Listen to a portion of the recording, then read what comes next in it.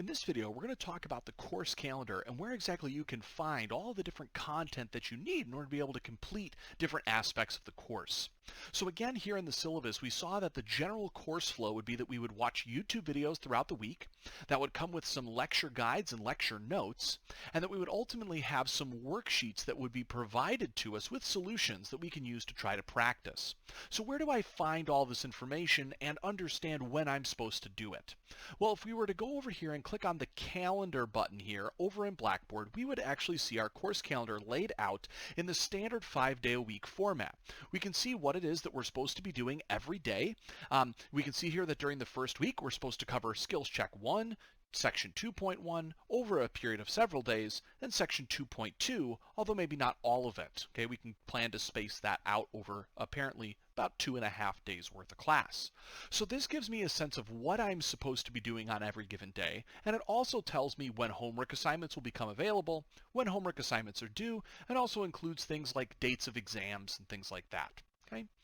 Now, if I wanted to know, well, if I'm supposed to learn about Skills Check 1 or Section 2.1, where do I do that at? Well, I can actually go over here on the side and click on Unit 1 Materials. In Unit 1 Materials are going to be all the things that I need to help prepare me for that first exam. If I click on this, I'll see that under here I have a lot of different folders options that are available to me. In the first one, I'll see that I have my lecture notes and lecture guides. So let's take a look here at 2.1 and see what this looks like. In 2.1, I'm actually going to have a guide, which is a blank template of what it is that we're going to be doing in the lecture video. In the lecture videos, I'll start with a document like this, and I'll kind of write on it like I was giving notes in a regular classroom setting, and trying to explain the ideas and work through all of the different things that we're going to be shown here in this document. And so this is encouraged, it's encouraged that you have this document printed out or available electronically so you can take notes, not just watch me. It's really important actually that you take notes. Writing things out on your own helps to solidify them more in memory, and so it's a really good thing to be able to do. You can also then make your own comments to make sure that you understand material and little tips and tricks and things like that to remember that I may not explicitly write down. Now, in addition to this, we also have lecture notes, which are going to be the full filled-in version of everything that we have, including all the worked out solutions, all the pictures and the diagrams.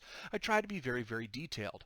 In some of the videos, I'm going to ask you to pause the video at certain points to try to work through problems on your own. And sometimes I'll tell you to just go check the solutions in the posted lecture notes up online. And those are these, where you can go through and see all the different work again that I've used to answer a variety of different questions from the guide. Okay?